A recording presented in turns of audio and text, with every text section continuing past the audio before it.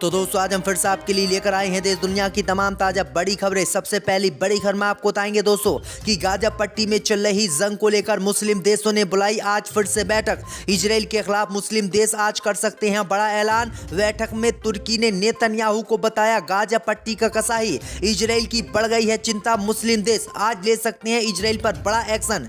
वहीं दूसरी बड़ी खबर में आपको बताएंगे दोस्तों कि मुस्लिम देशों के खूनी फंदे में इजराइल को फंसाकर भाग गया अमेरिका। अब नेतन्याहू मुस्लिम देशों के हाथों पिटेंगे, नेतन्याहू की नहीं अब खैर। वहीं तीसरी बड़ी खबर में आपको बताएंगे दोस्तों कि हूती लड़ाकों ने अमेरिका पर फिर से दाग दी मिसाइलें। अमेरिका का एक और जहाज हुआ तबाह। नेतन्याहू के साथ साथ अमेरिका को भी जंग में हो रहा है भारी नुकसान। वहीं आपको चौथी बड़ी खबर में बताएंगे दोस्तों कि गाजा पट्टी में हमास को हराने के लिए इजराइल ने भेजे थे 300 टैंक। 300 में से हमास ने मात्र 12 ही छोड़े हैं, सभी को कर दिया बर्बाद। इजराइल की बर्बादी को देखकर इजराइल की जनता नेतन्याहू से हुई नाराज, मांग रही है इस्तीफा। नेतन्याहू की भी बढ़ गई है मुश्किलें। तो वहीं लास्ट खबर में आपको बताएंगे दोस्तों कि इजराइल पर भड़के संयुक्त राष्ट्र मानव अधिकार के प्रमुख, कहा कानून से ऊपर इजराइल नहीं, हमला रोके और बातचीत करे शुरू, वरना इजराइल पर लगाएंगे इतने प्रतिबंध, यहूदी नहीं हो जाएंगे एक एक पैसे के लिए तबाह। तो दोस्तों सभी खबरों को आपको एक एक कर बताने वाले हैं। वीडियो को लाइक कर चैनल को सब्सक्राइब कर दें। इसी बीच पर तो दोस्तों अगली खबर की ओर तो इजराइल हमास युद्ध को लेकर मुस्लिम देशों की हुई बैठक। मुस्लिम देशों की बैठक में इजराइल पर बरसा तुर्की के राष्ट्रपति ने नेतन्याहू को बताया कसाई। दोस्तों आपको बता दें कि इजराइल और हमास के बीच चल रहे युद्ध को लेकर मुस्लिम देशों की बैठक तुर्की में आज फिर से हुई है। इस बैठक में इजराइल पर तुर्की के राष्ट्रपति रजब तय्यिप एर्दोगान ने जमकर हमला बोला। तुर्की के राष्ट्रपति ने इजराइल के प्रधानमंत्री नेतन्याहू को गाजा पट्टी के मुसलमानों के लिए कसाई बताया और कहा कि नेतन्याहू एक कसाई है जो गाजा पट्टी में फिलिस्तीनी मुसलमानों की हत्या कर रहा है। तुर्की ने कहा है कि मुस्लिम देश एकजुट होकर इजराइल के खिलाफ कार्रवाई करें और इजराइल को कच्चा तेल बंद करे। तो ये बड़ी अपडेट आई दोस्तों कि मुस्लिम देशों ने एक बार फिर से इजराइल हमास युद्ध को लेकर बातचीत की है। इसी बीच पर तो दोस्तों अगली खबर की ओर तो इजराइल पर परमाणु बम से हमला करेगा ईरान, नेतन्याहू को फंसाकर भागा अमेरिका।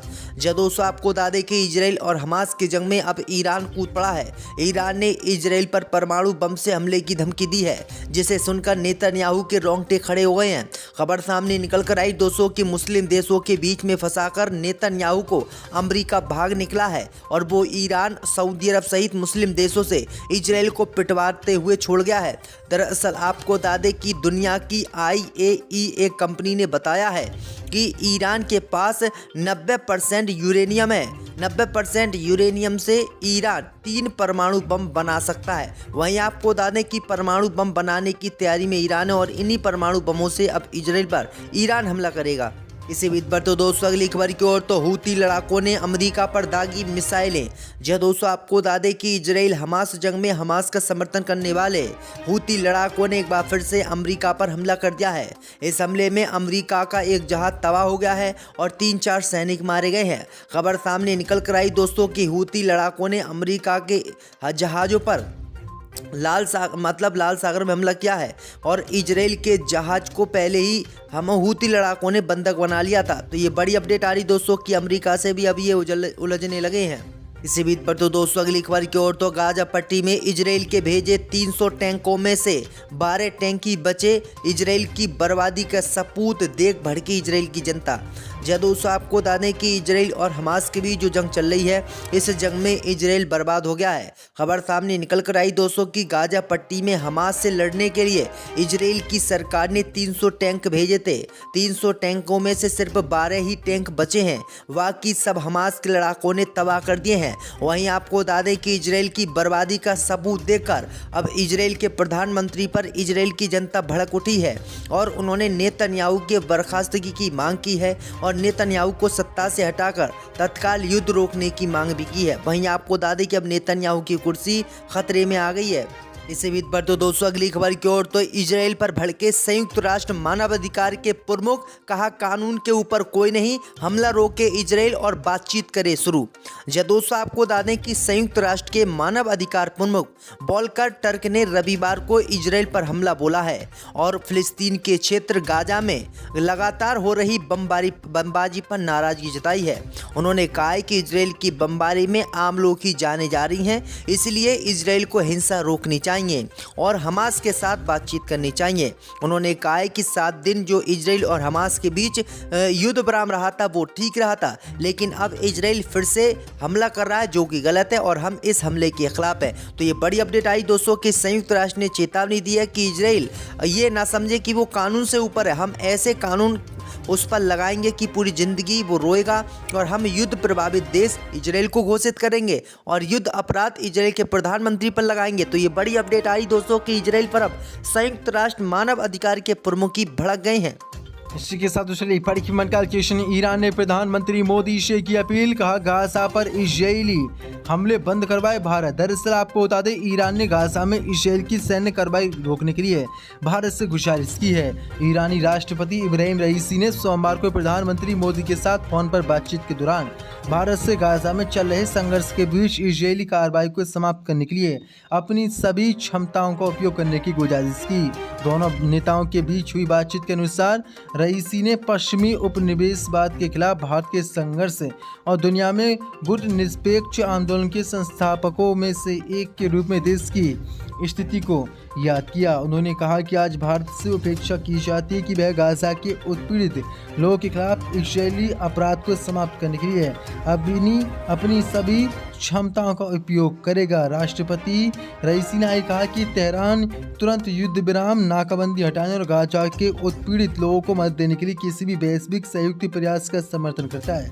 उन्होंने कहा कि फिलिस्तीनी लोगों की हत्या जारी रहने से दुनिया के सभी स्वतंत्र राष्ट्र गुस्से में हैं और इस हत्या के क्षेत्रीय नतीजे होंगे। उन्होंने कहा कि उत्पीड़ित और निर्दोष महिलाओं और बच्चों की हत्या, अस्पतालों, स्कूलों, मस्जिदों और चर्चों, घरों पर हमले किसी भी नजरिए से निंदनीय और अस्वीकार्य हैं। इसलिए अब बड़ी अपडेट निकल के सामने। उन्होंने कहा कि फिलिस्तीनी प्रतिरोध समूह को इजरायली शासन के कब्जे का विरोध करने का वैध अधिकार है और सभी देशों को उत्पीड़न से मुक्ति के लिए फिलिस्तीनी लोगों के संघर्ष का समर्थन करना चाहिए। ऐसे कैसे हुआ कि नाजी जर्मनी के खिलाफ यूरोपीय देशों का संघर्ष एक सराहनीय और वीरतापूर्ण कार्य, लेकिन बच्चों की हत्या और आपराधिक ज़ायनी शासक के खिलाफ फिलिस्तीनी लोगों के प्रतिरोध की निंदा की जाती है। लेकिन अब बड़ी अपडेट निकल के सामने, ईरान ने प्रधानमंत्री मोदी से बड़ी अपील की। अब देखते हैं प्रधानमंत्री मोदी बेंजामिन नेतन्याहू से बात करवाकर इस युद्ध को रोकने की कोशिश करते हैं या नहीं। इसके साथ बड़ी खबर जंग के बीच इजरायली जनता ने अपनी सरकार पर बोला हमला, कहा अगर बंधकों को वापस नहीं लाया गया तो इजराइल की कोई जीत नहीं। दरअसल आपको बता दें इजराइल और हमास के बीच भीषण जंग जारी है।